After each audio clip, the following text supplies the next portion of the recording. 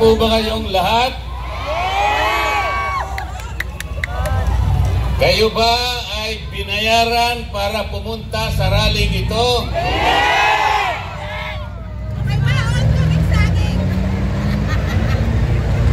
Maraming salamat po sa inyong lahat.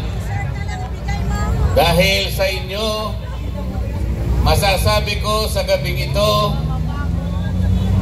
na sama-sama tayo na gumawa ng isang kasaysayan.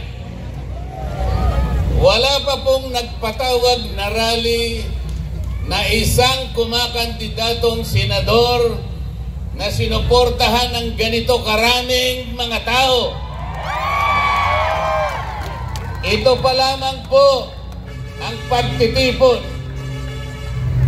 na kinakitaan ng mahigit 28,000 mga Pilipino na nagkakatipon ngayong gabi. Pero sinasabi po nila, wala daw po ako sa survey. Naniniwala po ba kayo riyan? Mga kababayan, bukod sa pagtitipon natin ngayong gabi, marami na po akong pinuntahan na mga lugar sa ating bansa.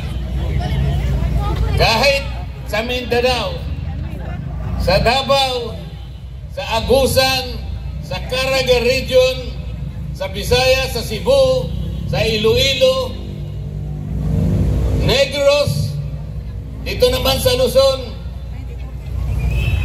Batangas, Laguna, Quezon, Rizal, Cavite. Napakainit po ng pagtanggap ng ating mga kababayan. Sa gabing ito, marami rin pong galing sa iba't ibang lugar. Hindi ko po alam kung paano ko kayo pasasalamatan. Ang tanging nalalaman ko lamang po, kayo'y nakikiayon upang gumawa tayo ng isang bagay para sa ating bansa. Napakahirap po ng kalagayan ng ating bansa ngayon. Ang presyo po ng pangunahing bilihin, halos hindi na po kayang abutin ng marami nating kababayan. Lalong-lalo na po yung presyo ng pagkain. Ang buong akala ko po, nung gumawa yung kongreso ng Quadcom, ang buong akala ko po ay gagawin namin ang dapat namin gawin. Halimbawa, dahil sa problema at hamon sa ating bansa, akala ko ang uunahin namin kung paano natin ibababa ang presyo ng bilihin sa ating bansa. Sapagkat ito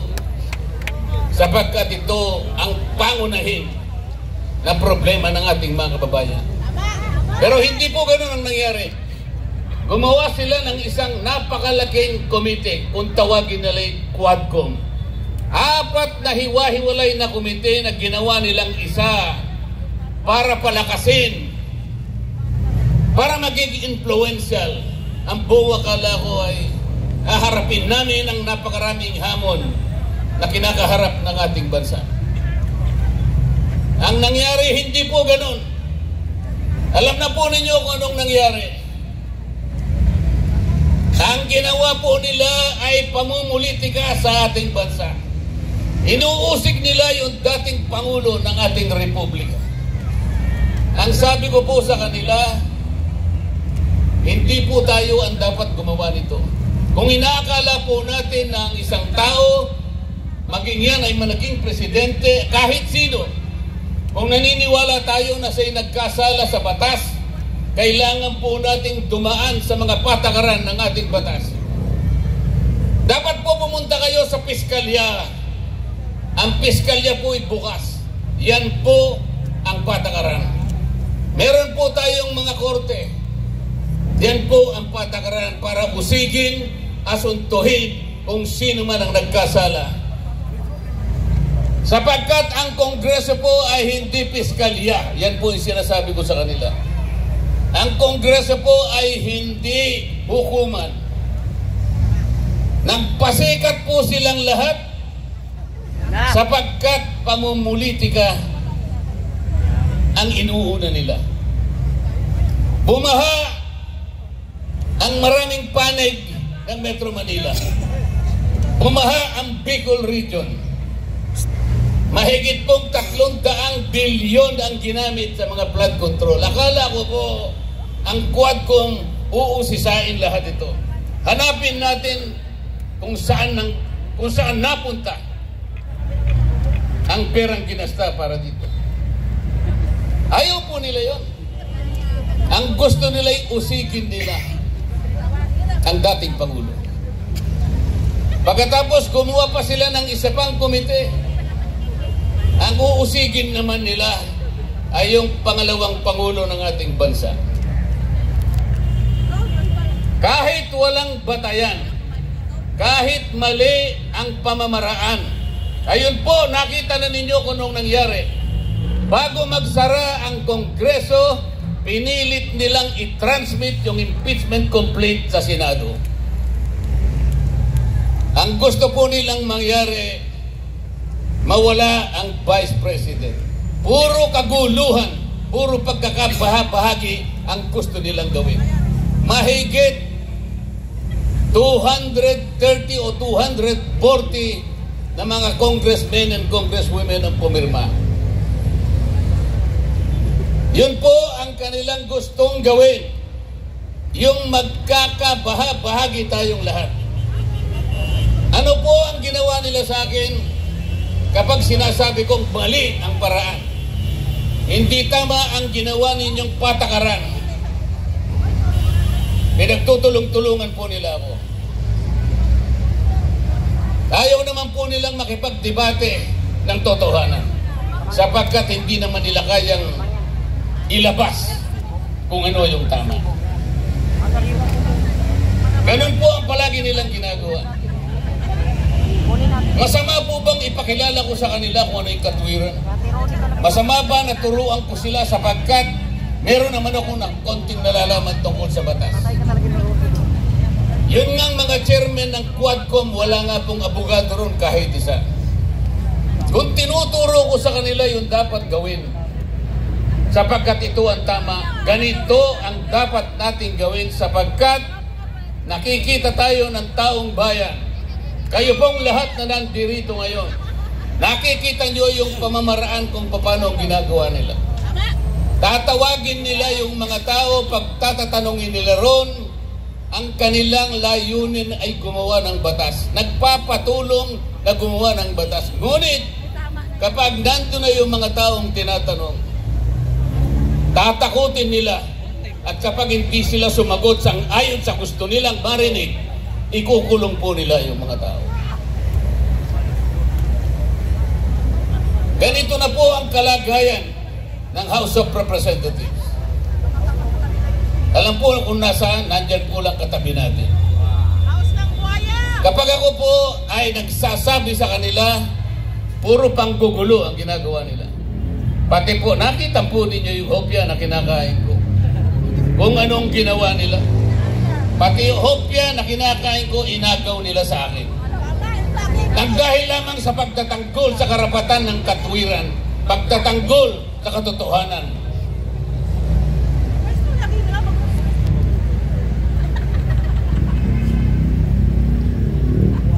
Saan po tayo pupunta? Saan po pupunta ang ating bansa? Tingnan po ninyo ang nangyari. Sinuri nila kunwari yung pagkakagasta ng confidential funds ng Vice President. Wala pong problema kung suriin natin kung paano nagasta ang pera ng bayan. Tama po lahat yun. Ngunit, ang kanila pong ginagawa ay labag na sa batas. Unang-una, napakarami po ng opisina ng ating bansa ang merong confidential fund at sila din ay tinawagan ng pansin ng Commission on Audit. Ayan po ang Commission on Audit, nasa tabi lang natin. Alam po nila na sila lang ang merong otoridad, sila lang ang merong mandato, sila lang ang merong kapangyarihan na mag-audit sa pagkakagasta ng pera ng bayan. Bakit nakialam ang House of Representatives? Yun po yung tanong ko sa kanila. Akala po nila ngayon may kinakampihan ako. Alam po ninyo kung anong ginawa nila sa akin. Lahat ng committee po na ako'y miyembro, pinagtatanggal po nila ako. Para bang ang gusto nilang gawin ay hindi na ako kasali sa House of Representatives. Alam po ba ninyo, ngayon lamang nangyari sa kasaysayan ng House of Representatives, pati po yung aking allowance, hindi na po nila binibigay. Ganyan na po sila ngayon. Kaya ang tanong ko po sa inyo, saan pupunta ang ating bansa? Napakataas po ng presyo ng kuryente sa ating bansa. Ano po yung palagi kong sinasabi sa kanila? Pagbigyan naman ninyo ako na marinig yung 10 panukalang batas kung paano natin ibababa ang singil ng kuryente sa ating bansa. Ang singil po ng kuryente sa ating bansa ang pinakamataas sa buong Asya. Yan po ay taliwas sa pangunahing layunin ng batas na ginawa ng Kongreso 24 na taon na nakararaan. Ano po yung layunin sa batas ng kuryente na ginawa noong 2001? Ang layunin po ay idulot ang kuryente sa lahat ng mamamayang Pilipino sa murang halaga. Taas po yung kamay na nandito ngayon na magsasabi sa akin na mura ang kuryente dito sa ating bansa. Kung ganon, yung layunin ay hindi po natupad. Pagkatapos ng 24 na taon, patuloy na nilalabag ang batas na ito sapagkat napakataas ang kuryente sa ating bansa. Saan tayo pupunta? Ang senador po, yung tunay na senador, kung gagamitin niya ang kanyang kapangyarihan na pinagtitiwala ninyo sa kanila, meron siyang kakayahan na baguhin ang kalagayan ng buhay ng mamamayan kung gusto niyang gawin at kung alam niyang gawin. Paano niya gagawin? Kung hindi naman siya nakahanda para gawin niya, kung wala naman siyang kakayahan na gawin ang itiniwala ninyong kapangyarihan sa kanya. Kapag ka po ikaw ay senador, tungkulin mong gumawa ng batas na makakatulong, makapagpapabago sa buhay ng mamamayan ng ating bansa. Paano mo gagawin yun kung wala ka namang kaalaman? Ang problema po, tatapatin ko po kayong lahat. Ang problema po, sa napakahabang panahon ng eleksyon dito sa ating bansa, basta sikat lang siya, yun na iboboto natin. Basta sikat lang. Basta nakakagawa ng pelikula. Bakit ganito po ang kalagayan natin? Pabalik-balik na yung marami sa kanila. Alam po ninyo yun. Nang dahil sa kasikatan lamang, hindi man lang ninyo tinanong. Paglapit po nila lalapit na naman po sila sa inyo ngayon. Pwede ba itanong ninyo sa kanila? Ano po ba ang gagawin ninyo? Karapatan po ninyo na itanong sa kanila kung may kakayahan. Pag sinabi niyang may kakayahan, ipakita mo sa akin. Patunayan mo sa akin na kaya mong gawin. Ito po, pinaka-problema. Lalapit sila sa inyo ngayon. Malapit na po. Magsisimula po yung election period sa mga senador Pebrero 12. Sa mga congressmen, magtatagal ng konti. Mauuna yung mga senador. Lalapit sa inyo ang mga senador na yan, nakakandidato, at mga congressmen nakakandidato, may daladalang konting barya na sinasabi nilang AX. Tupad. Akap. Akap. Mga kababayan, ganyan na lamang ba ang aasahan natin sa tuwing darating ang isang pagkakataon na nasa inyong kapangyarihan? Bakit hindi po ninyo gamitin ang kapangyarihan na yan? Ipagpapalit nyo po ba sa 5,000 piso ang kinabukasan ng ating bansa? Hindi. Ipagpapalit pa ninyo sa 5,000 piso ang dignidad na taglay-taglay ng bawat isang mamamayang Pilipino? Pero kunin ninyo. Kasi pera ninyo yun. Kunin po ninyo, pero nakikiusap ako sa inyo, pagkakuha ninyo, huwag kayong magpapasalamat sa kanila sapagkat hindi nila pera yun. Hindi nila pera yun at kailanman hindi naging tungkulin ng isang congressman o isang kumakandidatong senador na siya mismo ang mag-aabot sa inyo. Yun po ay pagpapasikat, pagpapasiklap sa inyo. Nakakahiya po. Kailangang malaman ninyo na kayo po'y iniinsulto nila kapag lumalapit sila sa inyo at ibinibigay yung halaga na kung tawagin ay akap.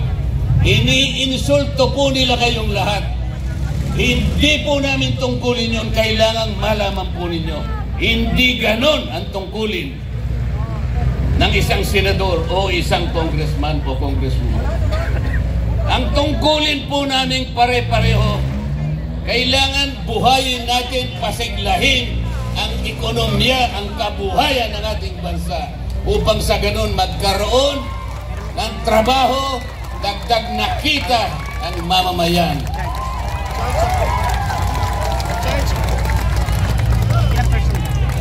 Huwag kayong papayag. Huwag kayong papayag.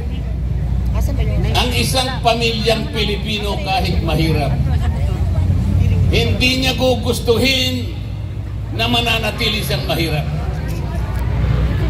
Ang isang Pilipino ay merong dignidad. Ayaw niya yung palagi na lang na binibigyan siya ng ayuda. Napipilitan lamang siyang kunin dahil sa pangangailangan. Sapagkat hindi ibinigay ang mga kondisyon para siya'y makapagtrabaho. May karangalan at dignidad ang Pilipino. Gusto niya pagdating ng tamang panahon, makahulag po siya sa gapos ng kahirapan. Hindi siya papayag na ipamana sa kanyang pamilya ang kahirapan na matagal niya nang tinataglay. Huwag kayong papayag na manatili ang ganitong kalagayan. Piliin na po ninyo utang na loob. Nasa kamay po ninyo, nasa kamay po ninyo. Pumili na po kayo.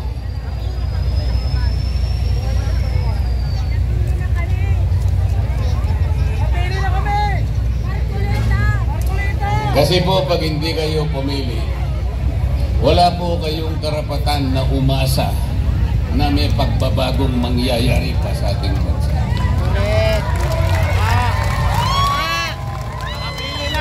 Tulungan ninyo kung gumawa ng isang kasaysayan. Iguhit natin ang isang kasaysayan. Pangangako sa gabing ito, kung kinakailangan ay panumpain natin. Simula sa araw na ito, gumawa tayo ng magandang bagay hindi lang para sa sarili natin, kung hindi sa ating bansa, sa ating mga anak, at sa anak ng ating mga anak.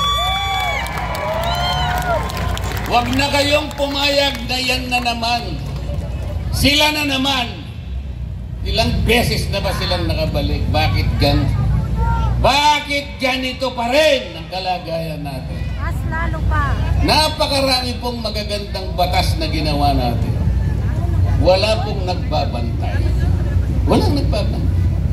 Ito pong batas ng kuryente, yung binabanggit ko sa inyo, totoo po yung layunin. Kailangan murang halaga. Bakit ngayon po'y pagkataas-taas? Wala po kasing nagbabantay. Ang totoo po, kung talagang gagawin lang nila ang mabuti. Imbes na akap, imbes na AIX, imbes na tupad, bababain natin ang presyo ng kuryente, gawin natin halimbawa, tanggalin natin ang 12% VAT sa kuryente. Pagkatapos, yung dating buwis na nakukuha dyan, ang gawin na lang natin ay yung mga kababayan natin na nagbabayad ng kuryente sa isang buwan 2,000 pababa. Kinakailangan ilibre na yun.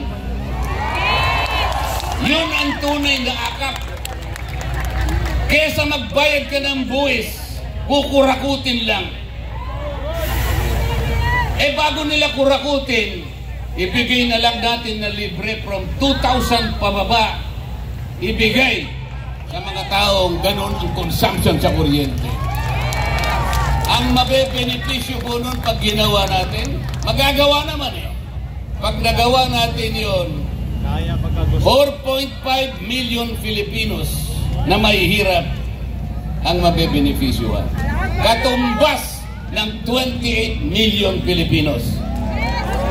Hindi yung pupunta sa inyo akap. Ano ba yung akap? Ayuda sa mga kapus ang kita.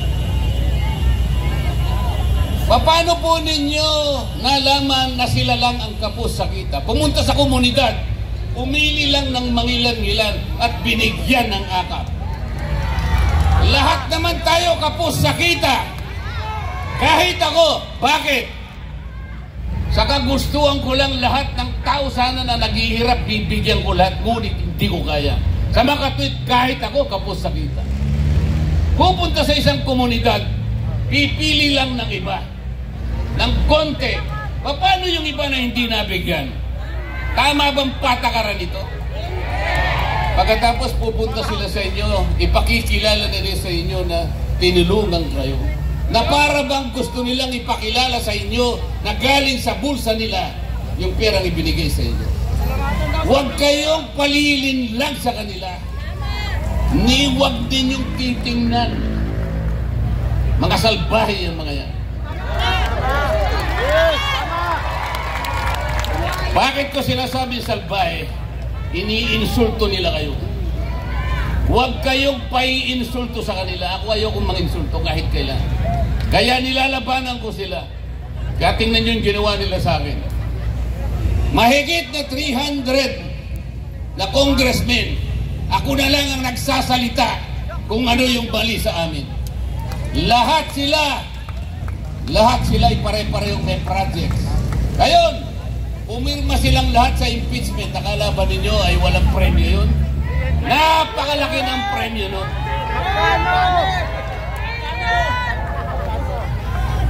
Politika ng pera-pera na ang nangyayari sa atin. Maawa kayo sa ating bansa. Maawa po kayo sa ating bansa. Iguhit natin ang isang kasaysayan sa gabing ito. Unang-una, naging kasaysayan na sapagkat ito lamang ang pagtitipon na nakalikom ng ganito karaming mga mamamayan. Wala pong nagbayad sa inyo, nagsakripisyo pa kayo, ang iba po'y namasahe pa, ang iba'y galing pa sa Visayas, ang galing pa sa Mindanao, diba? Wala po kaming maibibigay na pera sa inyo, ngunit ipinakita ninyo ang kahalagahan ng pagtitipon na ito. Salamat po sa suportang iyan at gusto kong samantalahin, gusto kong ipaintindi at gusto kong bigyan ng emphasis. Magsimula tayo sa araw na ito makikita nila at malalaman nila kung sakasakaling ako'y nandun na po. Naniwala kayo sa akin. Kahit ilan pa sila, kahit sino pa sila, basta sa tama lamang po tayo. Huwag tayong lilihis sa tama. Kahit mahirap, kahit marami sila, ilalaban natin at ilalaban ang katwiran, sapagkat yun lamang po ang tanging paraang nalalaman ko kung paano ko magsisilbi sa ating bansa.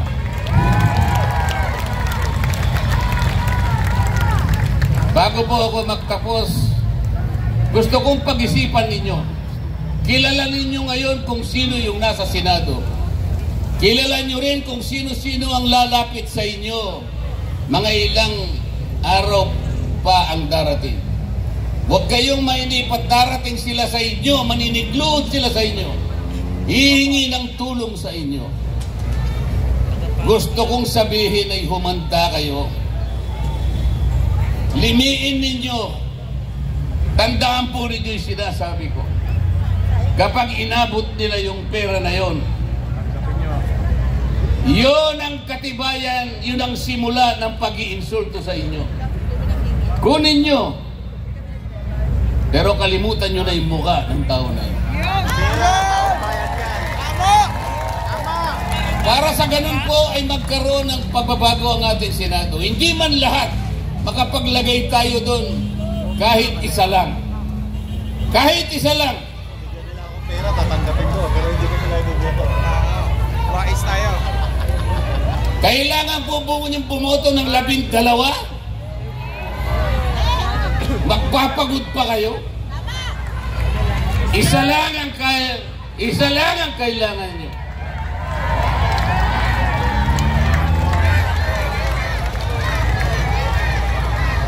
Marcolita!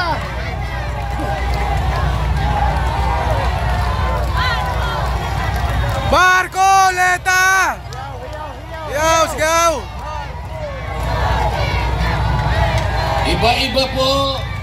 Iba-iba po ang katauhan ng ating Senado ngayon. Merong ganito, may ganyan, may ganun at may ganun. Kumbaga sa niluto, mga kababayan, hindi po ninyo alam kung anong klaseng luto ang Senado ngayon. Kung magluluto po kayo ng putahe, magluluto kayo ng paksiw, alam po ninyo kung anong sangkap na gagamitin ninyo. Alam po ninyo kung anong sahog ang gagamitin ninyo para makapagluto kayo ng paksiw. Kung ang sinigang kaya, kahit anong luto, alam ninyo, kabisado nyo.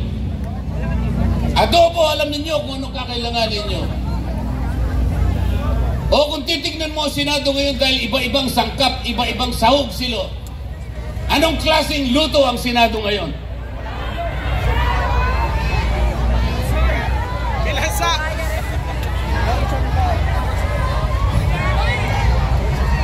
Hindi nyo malaman kung anong klaseng luto. Kapag ang niluto ninyo ay hindi nyo maintindihan, napakahirap pong kainin. Samantalang silang magsisilbi sana sa inyo. Ibig ba ninyo sabihin, ilalatag sa inyong mesa ang isang pagkain na hindi nyo alam kung paano niluto ito? Iba-ibang sahog, iba-ibang sangkap. Paano mong kakainin ito? Ano pong kaugnayan ng lahat ng ito sa aking sinasabi ngayon? Bakit gusto kong pumunta sa Senado kahit sa ngayon ay hindi natin malaman kung anong klaseng luto ito? Bakit? Para sa ganon, kahit ano pang luto ngayon ito, pagdating ko doon ay magkakaroon ng isang magic sarap. Magkaroon man lang ng lasa itong luto na hindi natin malaman kung ano ang pangalan. Abot ba to? Abot. At baka doon ay magsimula. Sapagat nagkaroon kahit anong lasa, may lasa. At mula sa lasa na yan, mga kababayan, magsisimula ang pag-asa.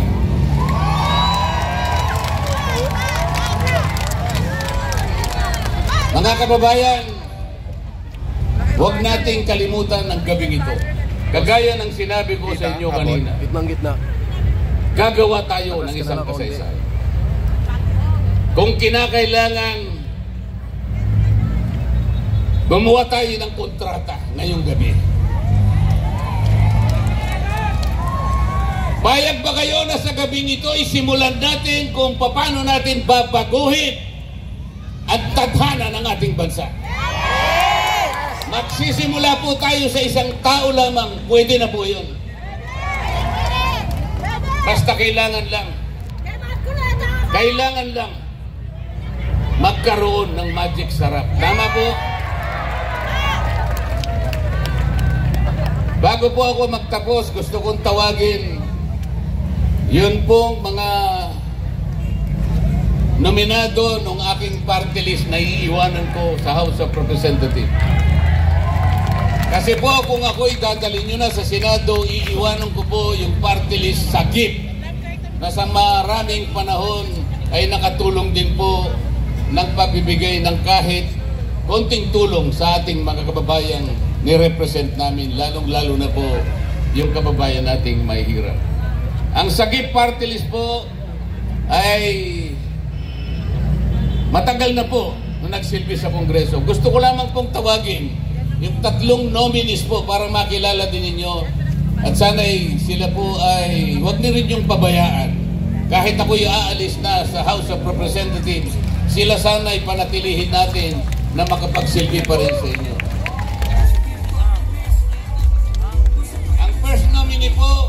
Ang first nominee ay yung aking anak, Paulo Henry Marcoleta. Ang pangalawang nominee po ay si Jopel Balmosina, anak po ng ating Yusek Cito Balmosina. Ang pangatlo po ay si Andy Ryan Pason, isa pong kasamang leader ng mga pinagsama-samang mga cooperative dito sa ating bansa. Sila pong tatlo ang aking pinagtiwalaan na kapag ako po'y aalis na dito sa House of Representatives, sila naman po ang aking pinagtiwalaan para ituloy po nila yung naging layunin namin kung bakit namin itinatag ang Sagip Party List.